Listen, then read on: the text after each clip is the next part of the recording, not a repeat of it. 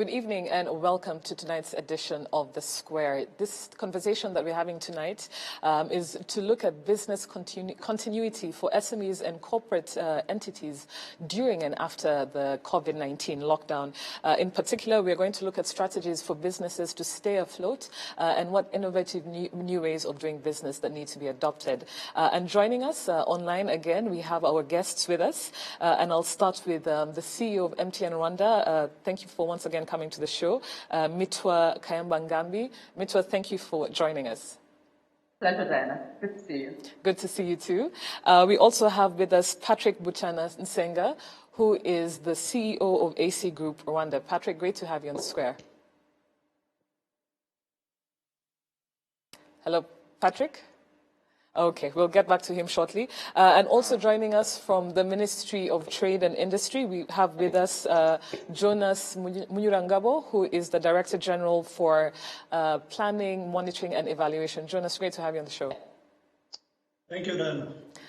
If we could just quickly go back to Patrick. Patrick, are you with us? Okay, I guess we'll get to Patrick shortly. My name is Dana Pisi, host of The Square, and I'm joined by the resident panelists on The Square. And I'll start with you, Charles Haber. Great to have you on the show. Same here, Dana. How are you? Good. I'm also joined by a resident panelist on The Square, Brennan Amata. Great to have you on the show. Thank you, Dana. As we wait for Patrick, I'll just see if you have any midweek highlights that we'd like to share, as we always do before the show kicks off. Charles? Obviously, ever since the lockdown, we've been talking about what's happening in our lives and generally in the world around the lockdown, which is some personal stories. I didn't realize it's the 38th day of the lockdown. Now, speaking to friends and relatives in the region, they are crying about 10 days. You see people jumping over walls. You see heads of state taking things lightly. You see people saying, let's pray about this. And like, there is a reason why we have managed to surpass 60% of recoveries. It's because, the government of Rwanda is extremely deliberate about certain things. But also back home, it's extremely painful when you see or read cases of people who are taking things very lightly, to the extent of there's a lady who's been running news across social media, going about her business as usual. I think she ran a bar, and she was also involved in, I don't know how far true it is, with her extra bar activities around keeping her clientele around herself. And the clientele is still there in the throngs of numbers. I think it's extremely painful. It's extremely worrying. But we also have to be careful about a lot of inaccurate news that, is circulating during these times. Brenna, is there anything you'd like to share that's caught your attention this week so far? It's been happening. It's the shadow pandemic. Shadow pandemic? Yes. Okay. Women and girls. Yes. Because we're continuing to see cases of gender-based violence against women. For Rwanda, what we know so far, as a fact, there are more cases of defilement, corporal punishment. So, as we deal with the pandemic, we should not forget that there's the shadow pandemic affecting, women and girls. And the agencies in charge, I think, need to do more, because we're seeing a lot of campaigns focusing on wash your hands, but also we need to see more campaigns telling people, that this is not, it's not acceptable. Yeah. Thank you very much. So I would like us to go back to Patrick. Patrick, are you with us? Is the connection better?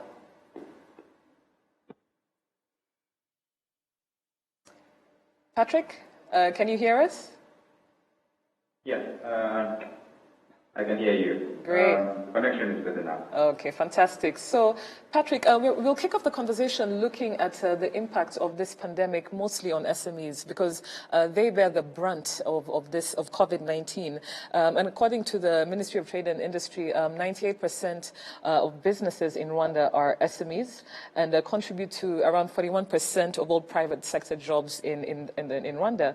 And a lot of these SMEs, and yours is one of them, are facing a lot of uncertainty during this time. And if you could just share with us, as CEO of AC Group, an SME in the transport industry, what are some key strategies you'd like to share with us and also other viewers who are probably SME business owners in terms of strategies, in terms of dealing with this pandemic? Some key examples you could share with the viewers on the square tonight.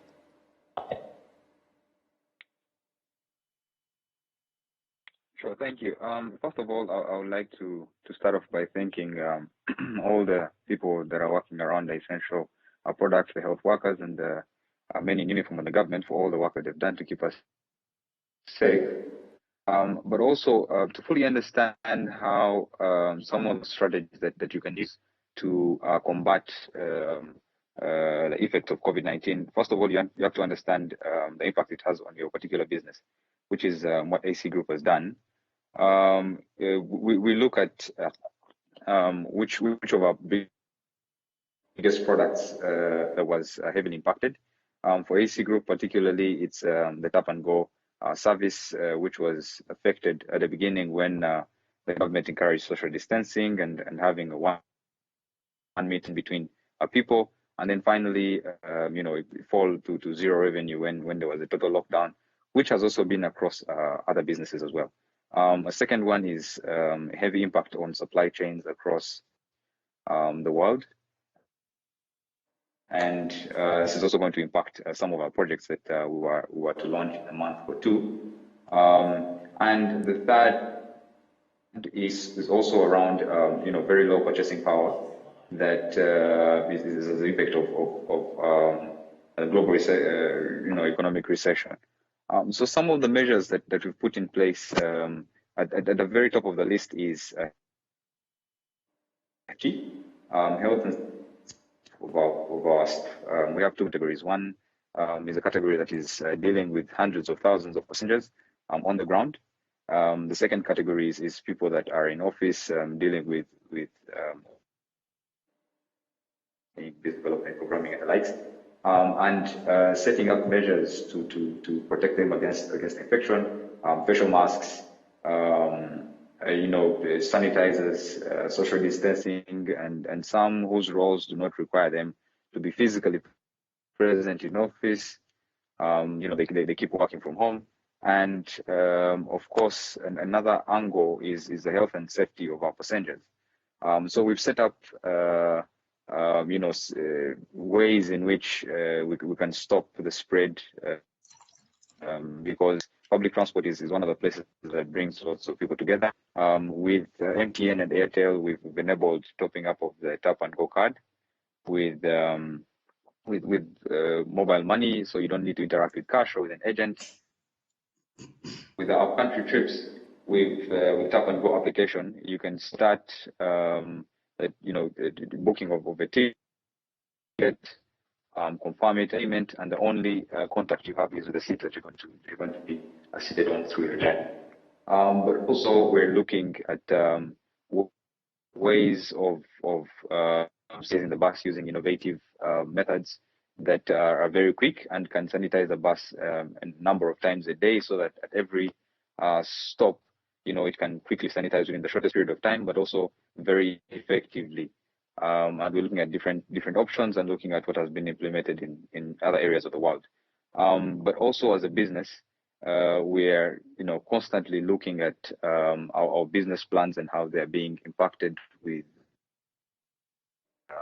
this lockdown, but also the slow trend that we believe we're going to see until at least pandemic is completely dealt with, and how it affects our top line. Also checking and discipline cash management to ensure that much as our top line is heavily affected, our bottom line is equally affected in the long run, and at the end of the year we can have a less impact on our finance. And we are also looking at some of the products that we could possibly launch that will not be heavily affected by this pricing, and I think we'll be getting to announce those as time goes on. We're also, setting up a team in-house that will get right communication around COVID-19, because we believe that once the right communication is on, that is one of the biggest ways of fighting this pandemic. But also, myself particularly, I am constantly spending a good amount of my time trying to understand what priority we're going to take on as our business changes and as our clients' needs change, and trying to understand what strategies we need to put in place to be able to implement and execute on this. But also, most importantly, we are reorganizing ourselves to learn and pivot, because the information that we have around COVID right now is just the tip of an iceberg. I think once the lockdown is lifted and we look at some of these changes, we're going to keep learning more and more. And it's very important to be able to pivot very fast, because once you can't do that, then you're going to lag behind, and the impact is going to be much heavier. We've also tried to reach out to our clients and our financial partners to restructure some of our finances to be able to have less of a financial impact on us, and also have our clients understand that the speed at which we are moving might not be the same because of all these challenges that I've talked about.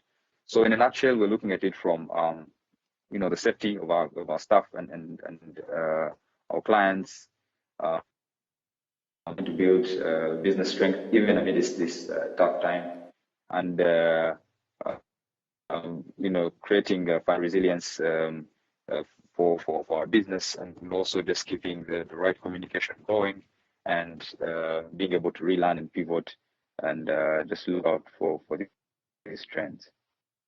Much, Patrick. I really picked up and really liked what you said on the ability for companies, especially SMEs, to learn and pivot. It's unprecedented time in terms of this pandemic. So I feel like everyone is wrapping their heads, just trying to understand how to deal with this from a government perspective, from a private sector perspective. So learning and having a turnaround time, a pivot time, a quick one is very essential.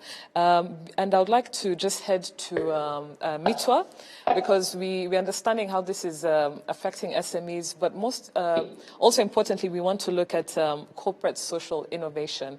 So right now, the focus is not to ask you how a corporate's being affected by it, such as MTN. It is to look at what corporates such as MTN are doing to contribute in the fight against COVID-19.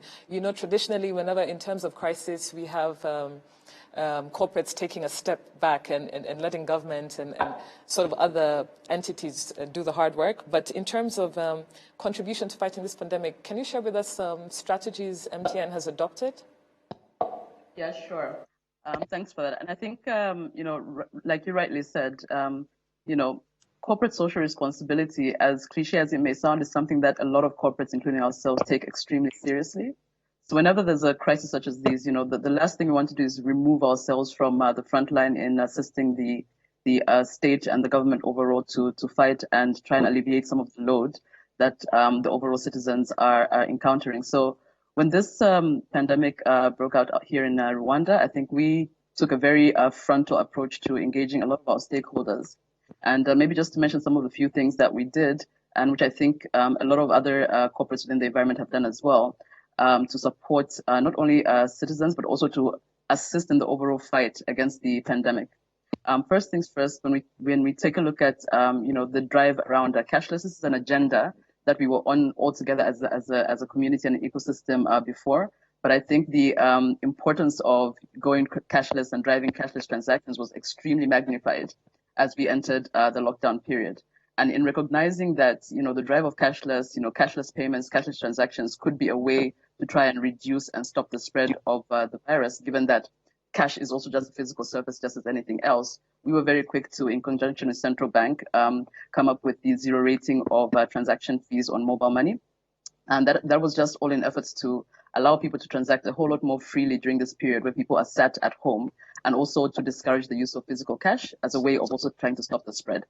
And apart from zero rating transaction fees, we went along the lines of also trying to build the ecosystem, because it's one thing to zero rate fees, but if people are not able to pay for goods and services when they go to the supermarket, to the bakery, wherever it is that they want to buy a good or service, that would also defeat the purpose. So we embarked upon quite an extensive exercise as well to build the ecosystem that people can use mobile money to pay for goods and services. Of course, we're not where we would like to be given the constraints on movement, which are, rightfully put in place. But I think we are really at the cusp of something big, and that journey to the cashless Rwanda maybe much sooner than we originally envisaged. We also look to other sectors of the economy. Of course, when you look at the health sector, which would have been one of the most impacted and strained environments as far as containing the spread is concerned. So we look to RBC and the Ministry of Health, for instance, to ask them who within their environment are extremely critical to the fight against COVID. And we got a list of doctors, nurses, other health workers, people like drivers who are within that COVID task force, and we offered them calls for free. Now, of course, we're doing things within the stream of our expertise, and all of that was in an effort to try and make information sharing, the stress during this period a whole lot less. Beyond that, recognize that RBC, for instance, would be, involved in purchasing of various health supplies and things like that. So we went again ahead to make cash donations, which I see a lot of other corporates, just like ourselves, have done. And being the size that we are in this country and the reach that we have to various citizens of the country as well, we went ahead to offer the communications that we typically use to communicate with our customers also to the likes of the Ministry of Health and RBC. So you would, for instance, see if you have an MTN phone, SMSs coming from the Ministry of Health around the health measures, around, advice as to what to do when you're not feeling well. You'd be able to dial certain short codes, all of that, in support of trying to fight the pandemic, in support of the government. And then, I think it was a couple of shows ago where Charles talked about homeschooling, where we see now all the kids sat at home. And the reality is that a lot of the university students do have websites and school portals that they want to access content on. But we also recognize that, doing that 24 hours, 7 days a week can put quite a strain on our customers' pockets. So we zero rated quite a number of websites in conjunction with the Ministry of Education so that students can access these services a whole lot more freely. And again, just to emphasize that all of these being done within the streams of our expertise, but also in recognition of the fact that, if some of this burden is alleviated off of people during this period, we can make the entire lockdown period a whole lot more easier. And a whole lot of other stuff also around the communication space, where, for instance, we're saying, despite you not having airtime, we launched an app that we call Ayoba just this week, where even if you don't have airtime, you're sat at home, you're confined, you must still be able to connect with your friends, families, communities across the board. So now with Ayoba, you're able to communicate at no cost to you. And maybe just to emphasize, something around corporate social innovation, it's not a static process. It's something that we continuously reflect on. So in as much as we've done all these things, it's every single day, constant conversation as to what more can we do. And we keep in constant touch with all our stakeholders. Just yesterday, for instance, we were having a chat with NCBA, who's one of our banking partners on mobile money, to try and see how can we, for instance, delay, payment fees, late payment fees on our MoCash lending product via mobile money. So that you also see probably coming in the next 1 week. We're also brainstorming to see how we can, for instance, support people who have been adversely affected, for instance, motorists as well, because we know with the crackdown on movement, transport has also come to a slight halt. So we're also seeing in conjunction with NCBA and the Motorist Association, what exactly can we do to support some of these people. So it's a constant process. And I think whatever is within our power to do, we'll continue to do so. Mm-hmm. Fantastic. Thank you, Mitwa. And Charles and Brenna, just hold on. We'll start discussing, your views very shortly. I'd like to go to Jonas. Jonas, Director General at the Ministry of Trade and Industry, in charge of planning, monitoring and evaluation. Jonas, can you hear us? Are you with us? Yes. I can hear you well. Great. So, obviously, we would love to hear from you in terms of giving us a government perspective to understand what initiatives specific. We know there are many. We've seen, the social welfare package by government. We've seen government officials forfeiting salaries that go to these social protection programs. But we want to hear with you key measures that government, specifically your ministry, has put in place to support local businesses that have been affected by this pandemic. So if you could share with us some key initiatives in this regard. Thank you, Diana. As you know, the COVID-19 pandemic has brought major disruption to economic activities across the world, and the World Bank projects a negative economic growth in sub-Saharan Africa, particularly. Of course, the recession is projected around the world. The global economy is going to go negative, and this is the initial estimate actually projecting a recession of around 2 to 5% in 2020. And this is actually the first recession in the last 25 years, especially in the region in sub-Saharan Africa. Maybe before tackling the question on what measures are put in place by the government, specifically our ministry, Ministry of Trade and Industry, to support the local business that have been affected by the COVID-19 lockdown, it is very important also to highlight that the impact of COVID-19 on enterprise, be it SMEs or large companies, depend on many factors, especially including one, the duration and magnitude of the national lockdown, of which at this time we don't know to which extent they will go and by when actually business will have to resume. Number two is the extent of reduced demand for goods and services in different parts of the economy, being those at the local market, but also at a foreign market. Number three is the speed at which significant fiscal and monetary policy measures or government measures are taken and also takes effect to sustain short-term liquidity for businesses to cover and maintain expenses of business operation during and post-COVID-19. And in this regard, actually, we are helped to appreciate the work so far done by government in a more coordinated manners with different institutions in the government, where we have seen very proactive measures put in place to support the business community during the lockdown, and also those in the long term that will also help to resume the economy and also help the recovery of business community. So in addition to the ones you have just mentioned around social protection, there are a number of measures that the government has put in place.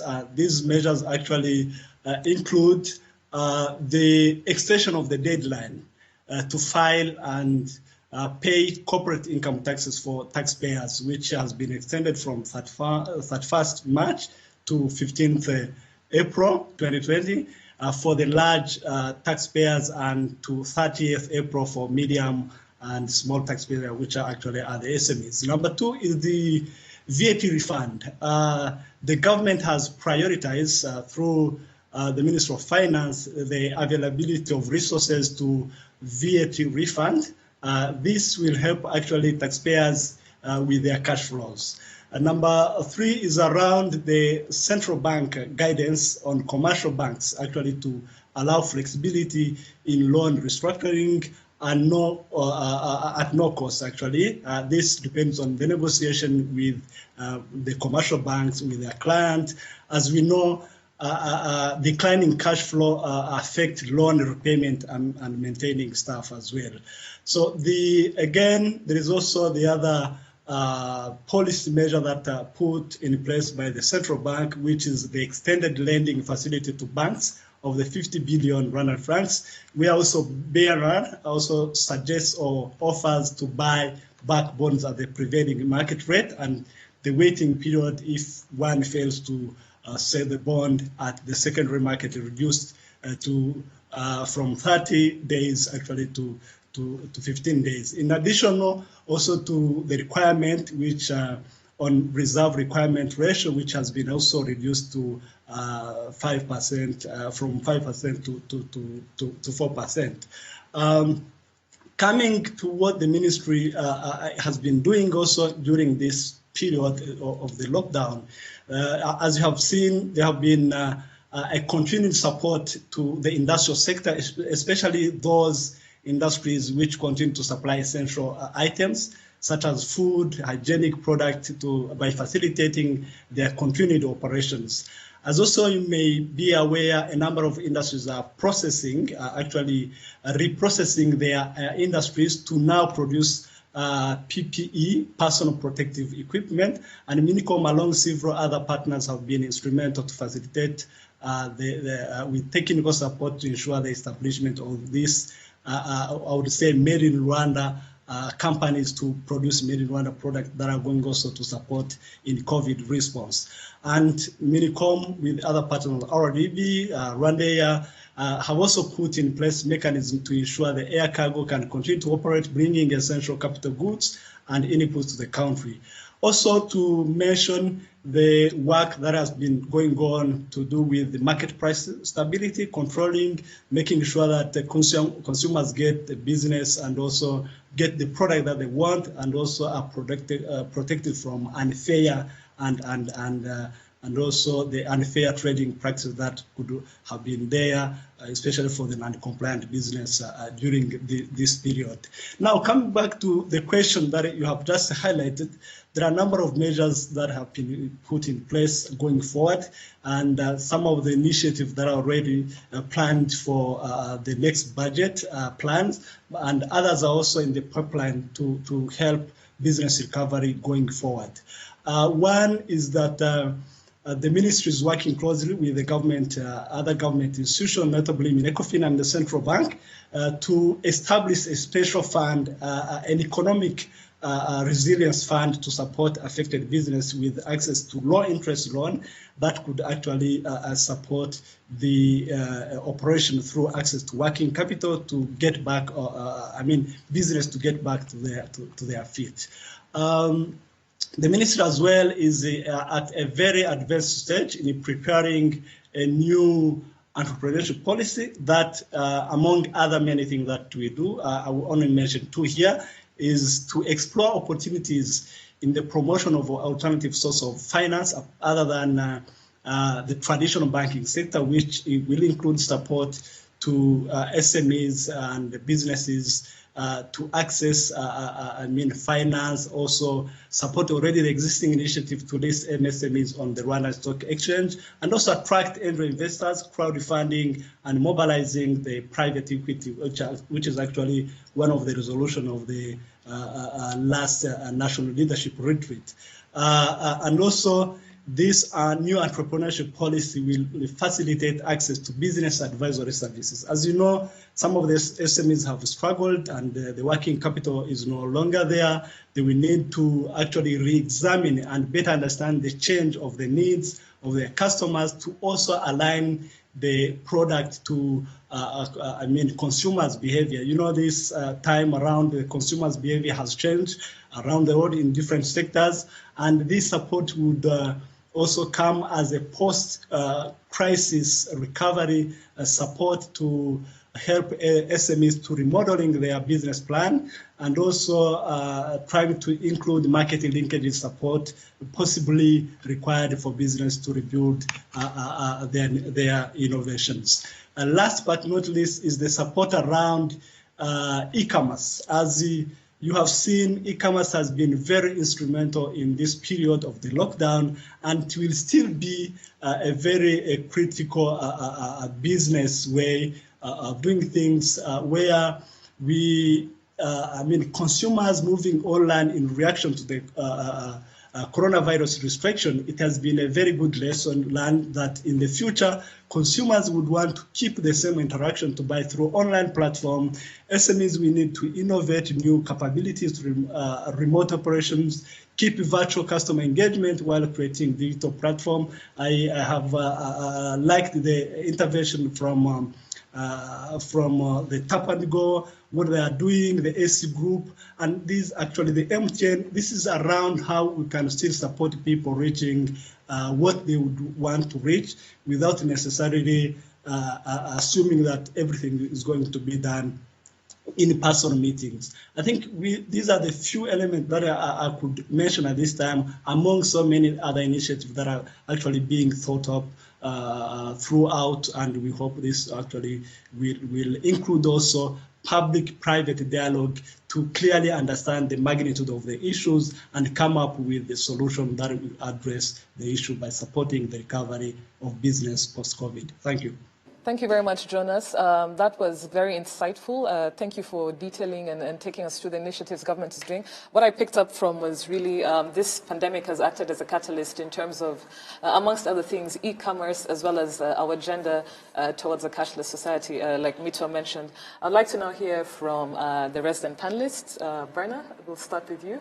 I know there's much you have to say on this topic, but if you can weigh in based on what our guest panelists have shared. I think it's good that we're getting positive vibes from people who are at it. But I must say, if you look at the profile of these companies, they have the capacity to do that. And that is just maybe 1 or 2% of the kind of businesses that we're talking about. The reality is, if you look at the biggest composition of our SMEs, they don't have such structures that would allow business continuity. And I think that's where the focus should be. At the moment, I must say, there's a big gap in terms of information. And as such... Information about the pandemic? Or information referring to what exactly? The situation is evolving. So everyone will tell you they don't know what tomorrow looks like. You know, because the scale, the anticipation had been maybe in a month, now it's taking longer than that. But in terms of what could recovery look like, we still don't know. Now, my concern is that, of course, as expected, you see government officials trying to instill confidence, saying there's this fund coming up. We are doing something, like he just pointed out. And you raise expectations, you know. So for an SME that may not even be on the list of the businesses that are severely hit, when they hear an official saying, we're doing everything they can, then they will be in their comfort zone, you know. So I feel that there's a gap in terms of saying, look, when we say severely affected, so far on our list, because again the situation is evolving, let's be clear on who is likely to get a bailout. Because that at least gives room for businesses to start planning and know what they have to do. Otherwise, if there's a blanket kind of optimistic picture around we are creating a fund, we'll do everything we can, then the businesses may not do as much, you know. I'm sure MTN is doing everything it can because it knows it wouldn't be on the list of the bailout, understandably so, because if you look at what MTN is doing, at the end of the day, even after the pandemic, the business continuity plan is very clear. They'll benefit. But think about the informal businesses. What structures are in place to allow continuity?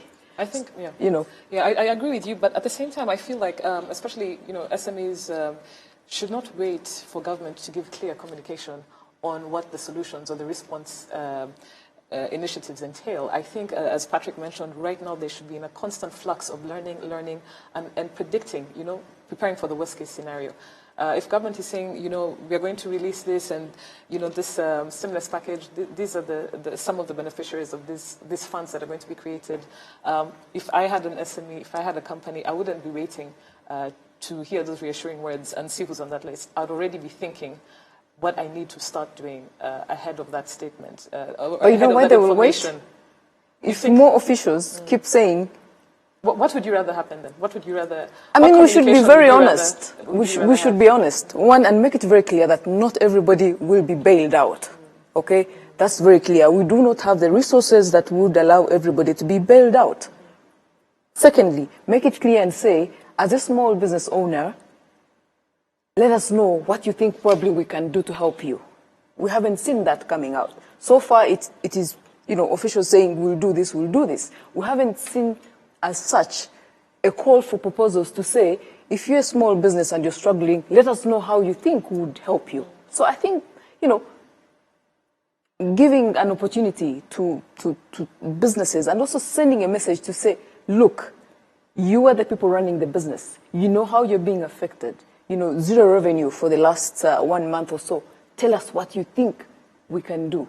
I think that's in the pipeline. I'm part of, and I think Charles is on it, a WhatsApp chat that kind of collected challenges, proposals, and so forth and so on of SMEs and how they're affected. And I feel the private sector is going to take that initiative to inform government based on what you're saying. But if we're talking about being frank, I think there are going to be some companies severely hit. There are going to be those that are going to be shut down. There are going to be really negative consequences. And I think it's the government's job to not be alarmist. I don't know if Bernard, you were in charge of government communication and you went and told people, this is the reality, this is what's going to happen. I don't know if that would No, I think it's to be realistic. Yeah, I know it's being realistic. But it's being realistic. Yeah. And why am I saying this? I mean, let's take the US as an example. Trump, for a very long time, was in a comfort zone, telling Americans that, In denial. Yeah. And we can see how far we've gone. The UK is next. As of today, the PM has recovered. And the next question is, what did you do? Because, again, they were in the comfort zone for a very long time. So I don't think we should be in the comfort zone. I'm not saying, of course, the government cannot be alarmist. They inspire confidence. That's fine. But how you do it still should be able to allow continuity, because the reality will remain whether you like it or not. Yeah. Charles? I like it when I disagree with Bana. And, but just before I come to that, I want to commend Patrick and Mitwa for two particular things. One, Patrick paints a very positive picture, and like any entrepreneur, and this a little bit related to where I disagree with Bana, that you do not go to the government to ask them for permission to make money. Similarly, you only go to register your business, that is all. You're informing them that you're going to set up a business. In the same breath, when there is a situation like this one, don't wait for what government has to offer in order to come up with a recovery plan. And I like Patrick's intervention so much. And of learning and pivoting. Yes, you need to be a bit proactive. On a lighter note, I hope, Patrick, you've been seeing the WhatsApp messages that are going around of the people who bought cars did not know that Tap and Go would survive to this extent. I'm hoping you have a plan for people who own their own private cars. But then, again, Mitwa, I didn't know that MTN is doing as much as they're doing. I want to say well done to MTN. It's really, really fantastic. Jonas says something about change in spending habits, and that is for consumption of goods and services. And it reminds me about what Mitwa was saying in regards to the partnership they have with NCBA and Mocash. Just an idea that I could float out to them that, and it's applied to the banks as well. The same way the banks are restructuring loans, I hope that MTN and Mocash and NCBA have thought about restructuring payments. For argument's sake, if you've borrowed 100,000 francs or 50,000 francs, whatever that amount is, and your payment was due on the 15th of March or April, can you go back to them and say, instead of one bullet payment, can I spread it out over X number of weeks or whatever? I think it's something that would help in terms of putting cash in people's pockets. And brings me to my third point about the importance of people having liquidity. Because liquidity and cash, generally speaking, is what is going to have a bigger multiplier effect across board. The person who is selling me to you on the streets, to the person who does moto, to whoever is collecting rent, and irrespective of whatever you're doing. The government, and this is where Jonas and everybody else in their circles has to really come on board. Initiatives of making sure people actually have money to spend. And there's quite a number of things. These stimulus packages, I mean, Bana is spot on in saying not everybody is going to get a bailout. The other day I was reading in the New Times of a story about people in the Chamber of Tourism and this huge sum that they've gone to government to say this is how adversely affected our sector is. So on my way here, I was on phone with a big player in the hospitality sector. And I told him, Chief, I don't think you'll even get a penny of that money. Do you know why? The government of Rwanda directly and indirectly, has invested significantly across the sector. And you look at Rwanda, you look at the convention center, look at the hotels. And sometimes people will just think about hotels being Radisson Blu and Marriott. And Marriott. They don't actually realize that even if you look at Marriott itself, there are private banks that are in there. If you look at districts like Nyagatare district and Rusizi district and look at the amount of money that they have invested into Kivu Marina Bay or the Epic Hotel, you know, charity begins at home. The government is first going to say, where have we invested? Where are we sunk? And they are heavily sunk in these areas. By the time those monies go to your moms and pops hotels in Kigali and wherever, I don't think it's going to get to them. So it brings me to another point, to my earlier point, that it is up to the owners of those hotels to think about their own recovery plans and not wait for Father Christmas. And Father Christmas being Can I government. briefly respond to that? Yes. I think the issue is, of course, entrepreneurship is self-driven. That's fine. But let's be realistic in terms of the composition of our economy. Yeah? The government is the biggest spender. So it doesn't matter your small plan, wherever it is. Ultimately, you benefit from the bigger envelope. So if government can at least give a sense of what the recovery plan may look like, it doesn't have to be perfect. I mean, the situation is evolving. Nobody knows. But at least begin to give an indication of what it will look like. I'll give you an example. Last week we had, I think it was Thursday, when was it made compulsory to have the masks? Yeah. I think last week Thursday, if I'm not mistaken. Well, at least it came through I know it was RBA. after last week's show. Yes. Yes, Fact, yes. yeah. And suddenly we have businesses that are now in the business of masks. Yeah? In fact, there's some businesses who started masks before the lockdown. Yes, yes. And now we have more businesses that are focusing on that. Mm-hmm. Yeah? Imagine if this is just to go on for a month or two. And in terms of production, you're producing with maybe a year in mind. Do you see that these businesses will still collapse, even if they started manufacturing? Because if there's no indication that how long the masks probably will be used for, you may have oversupply. These businesses will still be in a loss. So if you're a policymaker, and this is to my earlier point around direction, government giving direction. And more communication. Yes, if you say masks will be compulsory for at least for the next 8 months or so.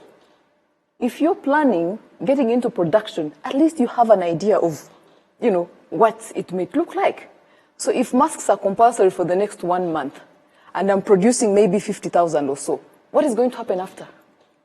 Brenna, I totally get your point in terms of, and also you, Charles, in terms of, and this is what you were saying earlier on, the communication that is lacking as well as the direction. But like we said at the beginning, like we said at the beginning of the show, these are unprecedented times. Yeah. I also feel like government at the moment is rapidly trying to assess, rapidly trying to come up with responses. But I totally agree with you, and I hope people who are in charge of making these decisions are listening in terms of more information and direction, especially to people in the private sector that are trying to combat this pandemic. Charles, you were about to say something? Yes, thanks, Diana. I was going to say, Bana, if I may play devil's advocate here. Please let's also cut government some slack. The number one priority is to make sure that people are healthy, back to work, and as productive as they may be. And I'll probably commend MTN for this one, because they are not stupid. They're actually investing in ensuring their clients. Yes, their clients are healthy enough to spend on their goods and services. I think that's very clever of them. In the same breath, I don't want to be in the Prime Minister's shoes at this moment. He's being pulled left, right, and center. He needs his people to be productive. He needs businesses to go on. There was a communique that went out yesterday around quite a number of projects that have resumed.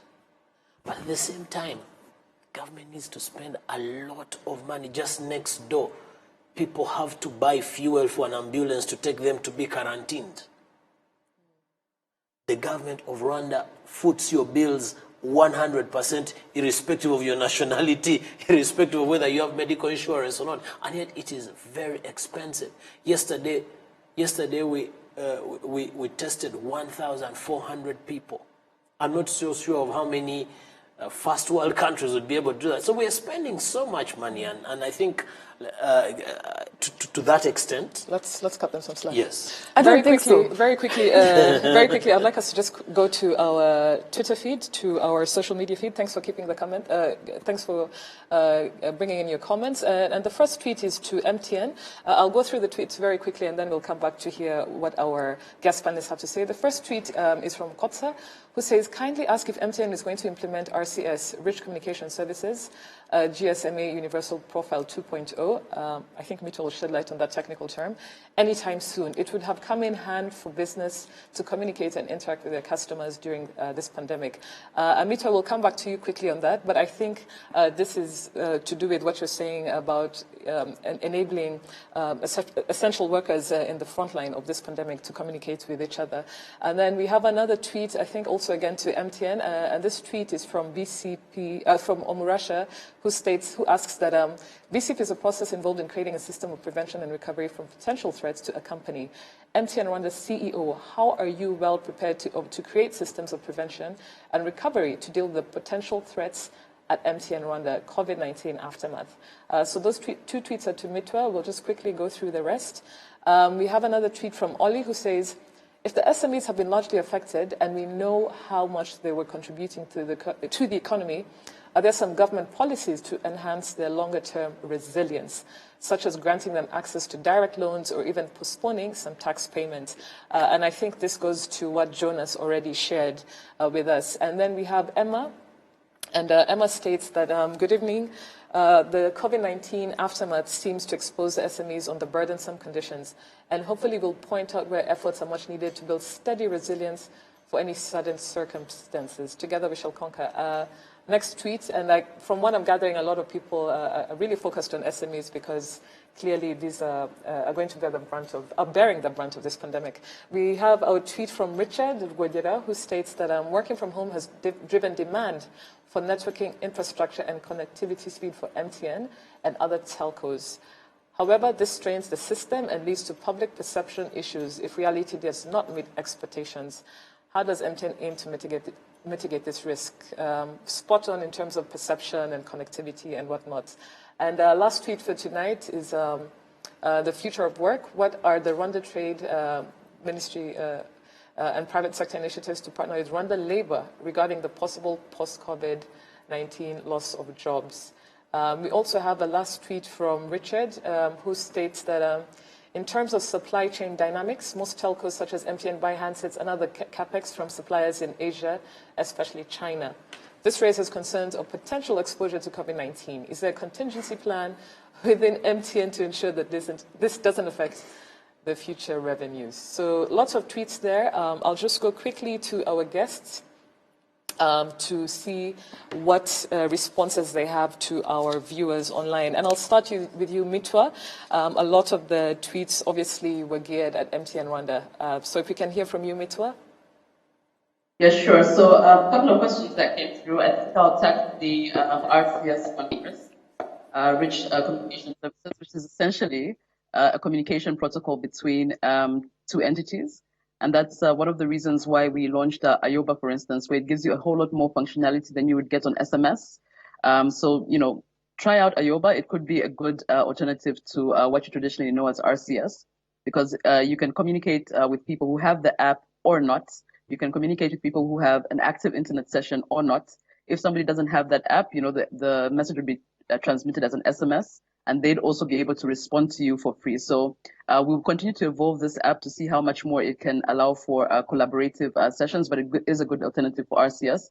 And like I said, around you know, innovation is sort of static process, so we'll continue to explore what other solutions we can provide.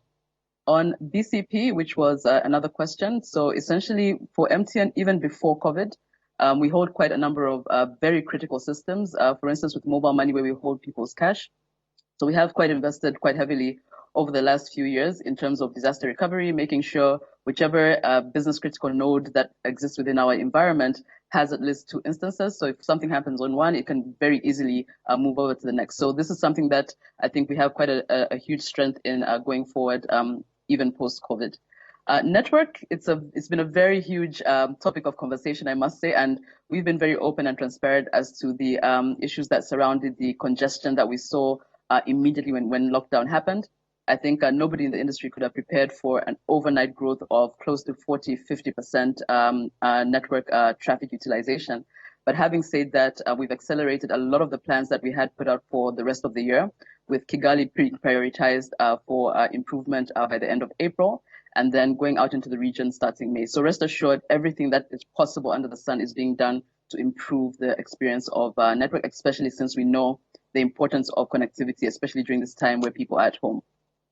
On devices, I hear you. A lot of our devices come out from out of the country, and if you see, close to the beginning of the year, we launched a very low-cost smartphone called MTN Tachi. It was retailing at 25,000. Obviously, with the restrictions on travel, we did see a slowdown in stock coming in. But having said that, similar to what Patrick said earlier, where we've been reviewing our business plans, we've gone ahead and placed orders to cover us the full year, and we'll start seeing this stock coming in slowly. So not to expect any concerns coming out of there, but we'll definitely keep an eye on how the situation evolves. Thank you very much. We're coming to the end of the show, and I just want to ask our guest panelists very quickly, very briefly, if you can tell us your advice or your ideas or your thoughts, either as a business leader in charge of your institution or just as an individual, in terms of the future of work. What do you think we need to start thinking of quickly in terms of the future of work? Just very briefly, and I'll start with you, Patrick. Very briefly, please. Well, I think the future of work still is very undefined, as I said earlier. But we're going to see a lot more telemeetings. Borders are shut down for the next 6 months, and so we don't expect there to be any movement. And I think businesses need to embrace this a lot. To go much more online. Mitwa talked about it, and Jonas also talked about the e-commerce and the pickup that we've seen. But as I conclude, there's something that I also just want to talk about very briefly around businesses that are still able to stay afloat during this time. And my strong encouragement is that before taking the measure of laying off staff and freezing salaries, I think businesses should consider putting the employees first, because these are tough times, and it's no doubt that when you put your staff first in the tough times, they become more energized to and give 100%. And it's a much longer strategy, because this is a very short period of time, but you're going to stay with these employees for the next 3-5 years or even more. We also have categories of employees that work with our businesses, and I think MTN and telcos and banks also know it, the agents. With our revenue now at zero, they're also heavily impacted. And if businesses have the ability, they should also be looking at extending some relief to businesses like this. And of course, again, as I said... Patrick, thank you very much. I'll have to cut you short just to give time to the other panelists. But thank you on your point on putting your employees first during this period. Very, very, very thoughtful. Jonas, very quickly, the future of work, what do you think needs to change? What do you think is going to change? Very, very briefly, please. Yes. Yeah. Thank you so much. I think the future of work will involve more human-like interaction between customers and actually business owners, business operators. And the other element that would be very important is that given the fourth industrial revolution, the future of work will involve more skilled labor, those who have really the skill set that is required to operate in the fourth industrial revolution. Maybe the last point that I would like to touch on, the future of work, we need entrepreneurs that do not much, depend on the government to to address some of the issues, like the question around waiting for the government, how much am I going also to get this money? So they should be the entrepreneurs, the real entrepreneurs, to find the solution within themselves and also support the government. As for example, the COVID-19 wasn't planned in the government budget, but the government is trying the best to actually support this. And you know where the government budget also comes from. It comes from actually the business community, which is also affected. Therefore, whatever government is trying to do is to support, but only for those who are hardly hit by this COVID. I think the lack of information, the priority was mainly on containing the COVID-19, and now the government has started looking at the recovery plan, which will actually increase the access to information. Jonas, thank you very much. I wanted also to touch on this. Jonas, thank you so much. Yeah, thank you very much. Lastly, Mitwa, very briefly, future work.